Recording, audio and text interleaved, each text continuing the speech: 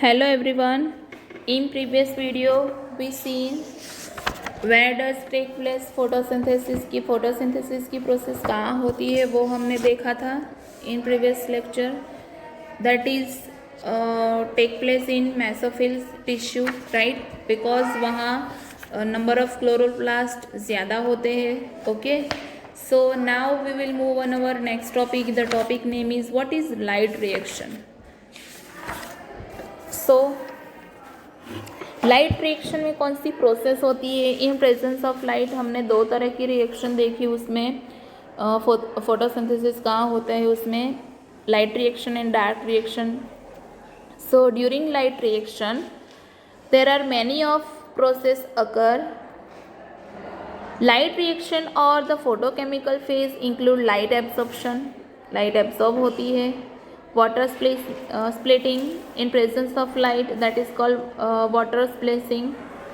Then oxygen release की at the end product of photosynthesis oxygen, that is why oxygen release होता है. And the formation of high energy chemical intermediates, that is ATP and NADPH.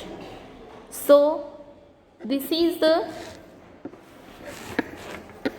Light reaction process की. Light reaction और photochemical phase है जिसमें light absorption होती है, water splitting होता है, ऑक्सीजन रिलीज होता है, फॉर्मेशन होता है हाई एनर्जी कंपाउंड का, एटीपी एंड एनएडीपी का. बहुत सारी रिएक्शन होती है.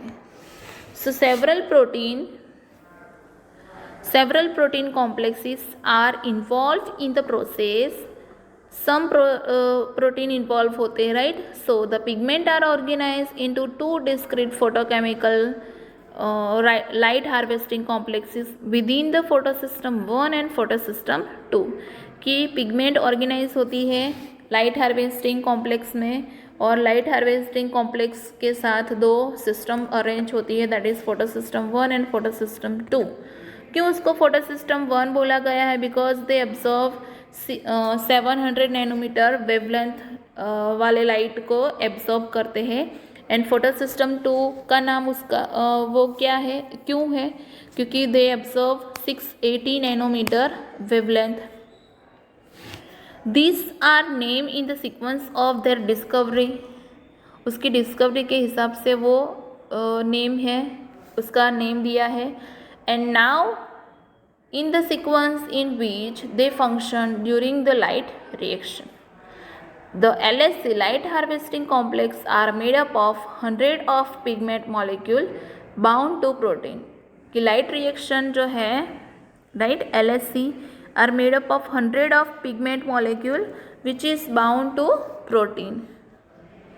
Each photosystem has all the pigments except one molecule of chlorophyll A, forming a light harvesting system also called antenna.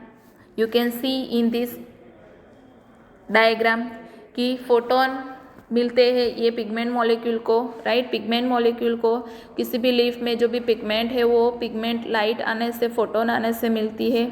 उसके बाद वो एक्साइट होते हैं वो मॉलिक्यूल, पिगमेंट मॉलिक्यूल, और उसके बाद वो प्राइमरी एक्सेप्टर थ्रू एक्सेप्ट होते हैं, राइट.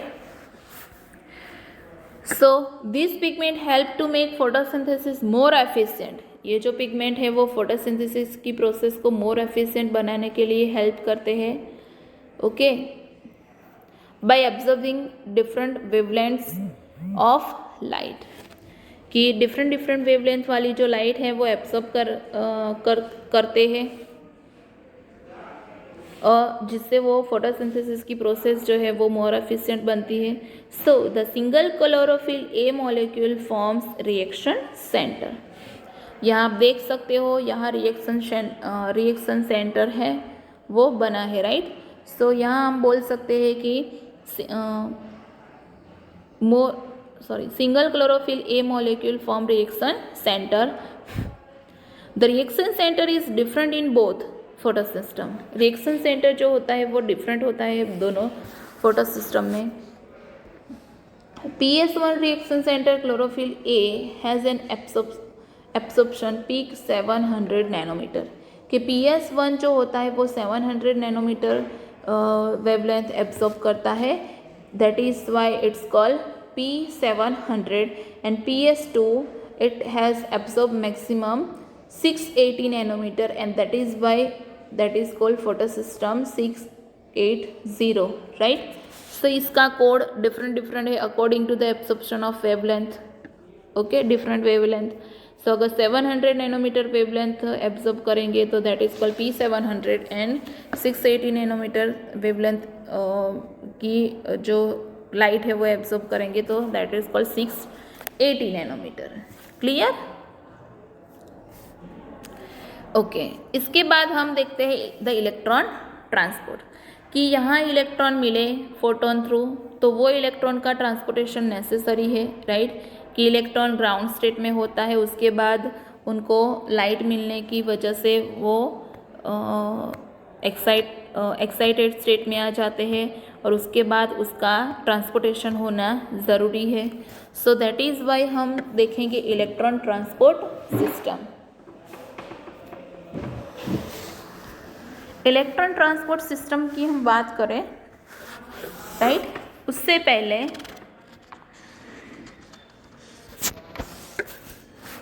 कि इलेक्ट्रॉन ट्रांसपोर्ट सिस्टम में दो सिस्टम है, photo system 1 and photo system 2. Okay. So photo system 1 and photo system 2 की हम अगर बात करेंगे तो photo system 1 that known as cyclic photophosphorilation, right? कैसे वो नेम पड़ा है, राइट? वो मैं आपको बताती हूँ उसकी हिस्ट्री. आपकी बुक में अच्छे से नहीं दिया है, सो मैं जो आपको यहाँ लिख के समझाती हूँ वही आपको याद रखना है. So let us see the electron transport system. Electron transport system देखिए, उसके पहले हमको फोटोफॉस्फोराइलेशन देखना है. सो photophosphorylation means what?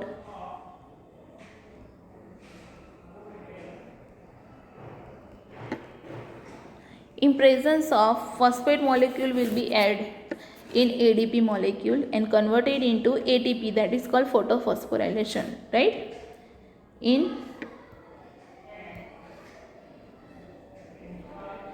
In presence of photon, phosphate molecule add into ADP and form ATP molecule, that is called photophosphorylation. That is divided in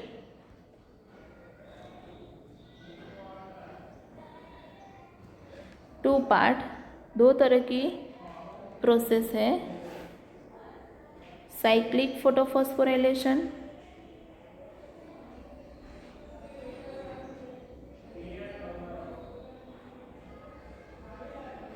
and non cyclic photophosphorylation.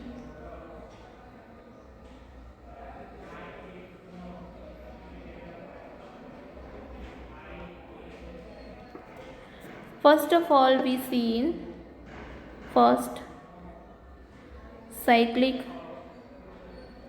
photophosphorylation. Okay. So आप देख सकते हो इसमें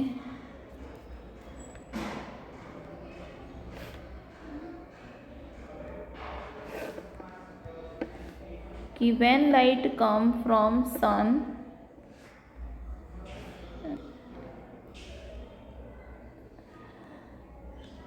that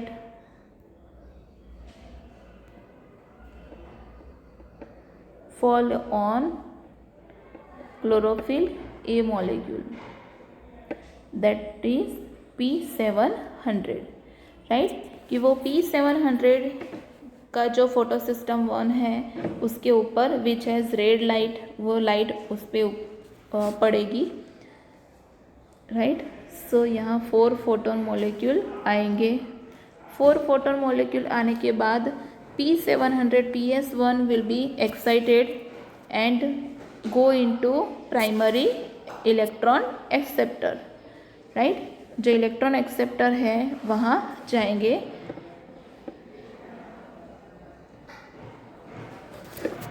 okay, उसके बाद that 4 electron 4 photon move into transport into one system that is called electron transport system,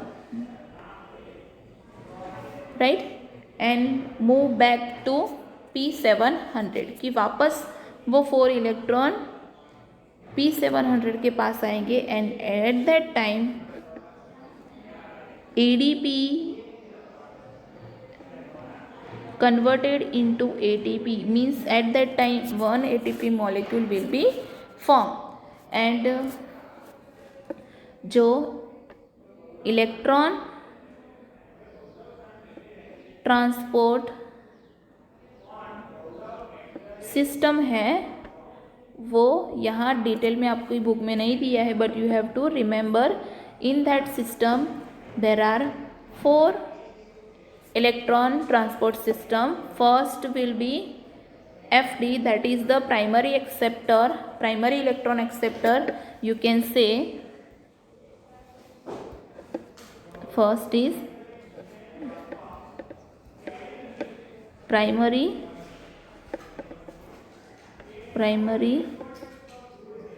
electron acceptor, right, आप ऐसा बोल सकते हो।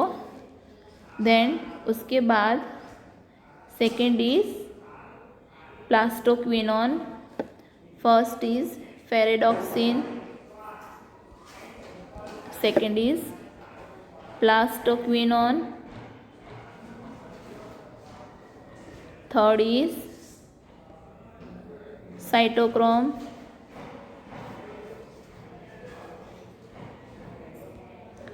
Fourth is plastocyanin, right. These are 4 different electron transport system from which electron will be transformed and back to that photosystem 1 P700. Okay, so this sequence you have to know. You may ask in 1 maths that how electron will be transformed from electron transport system and back to the P700. तो आप ये sequence लिख सकते हो। कैसे लिखना है ये sequence? You can write this way, ferredoxin, FD, then plastocquinon, then cytochrome, then plastocyanin, right? This is the sequence that you have not given in your textbook. Okay, so this photophosphorylation, why called cyclic photophosphorylation? So you have given in your textbook 1 line. आपकी text book में uneven दिया है cyclic and non cyclic photophosphorylation, right. So first of all, before you study electron transport system, you have to know cyclic photophosphorylation and non-cyclic photophosphorylation. So that is why I explained you today cyclic photophosphorylation first. कि उसको cyclic photophosphorylation क्यों बोला जाता है वो मैंने आपको explain किया है. तो आपको यहाँ दिया है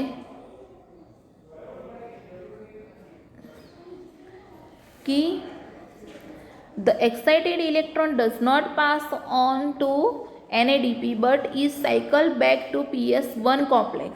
कि जो भी एक्साइटेड इलेक्ट्रॉन है वो वापस NADP के पास नहीं जाते हैं, वो वापस PS1 के पास आते हैं through electron transport chain that you can see in figure 13.6. कि आप इस फिगर में देख सकते हो, जो मैंने ड्रॉ किया वही है, बट यहाँ जो चेंज है वो मैंने आपको एक्सप्लेन किया, और इसी के साथ वो चेंज के साथ ही आपको अपनी नोटबुक में ये साइक्लिक फोटोफॉस्फोराइलेशन नोट डाउन करना है. Okay, so the cyclic flow has result only in the synthesis of ATP. कि ये जो चेंज हुआ इससे क्या होगा, सिर्फ सिंथेसिस ऑफ ATP होगा, राइट. इसमें does not synthesize NADP plus H plus, right? Cyclic photophosphorylation also occur when only light of wavelength beyond 680 nanometer. कि साइक्लिक फोटोफॉस्फोराइलेशन कब होता है कि जब लाइट 680 नैनोमीटर से ज़्यादा मिलती है, तभी साइक्लिक फोटोफॉस्फोराइलेशन होता है। आर अवेलेबल फॉर एक्साइटेशन, कि एक्साइटेशन के लिए ये प्रॉपर है, राइट। सो आपको साइक्लिक फोटोफॉस्फोराइलेशन जो है वो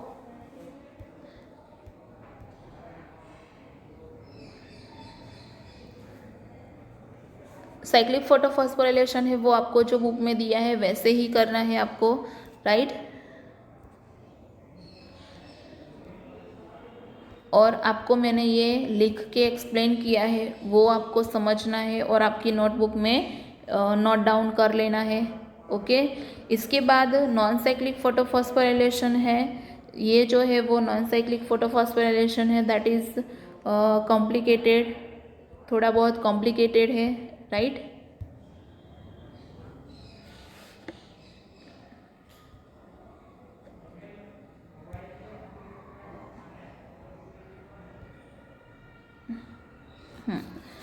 जेड स्कीम जो है that is non cyclic photophosphorylation also known as Z scheme. क्यों इसको जेड स्कीम बोला जाता है वो मैं आपको एक्सप्लेन करूँगी। साथ में है नॉन साइक्लिक फोटोफॉस्फोराइलेशन के पहले स्प्लिटिंग ऑफ वाटर में आपको एक्सप्लेन करूँगी और उसके बाद नॉन साइक्लिक फोटोफॉस्फोराइलेशन आपको समझना है। सो साइक्लिक से ज़्यादा non cyclic photophosphorylation that is very important theory, so you have to study on that way, right. पहले मैं आपको एक्सप्लेन कर दूंगी सब चार्ट और उसके बाद आपको थियरी समझाऊंगी, ठीक है। So in next session we will see Z scheme और we can say non cyclic photophosphorylation and splitting of water, okay. Thank you.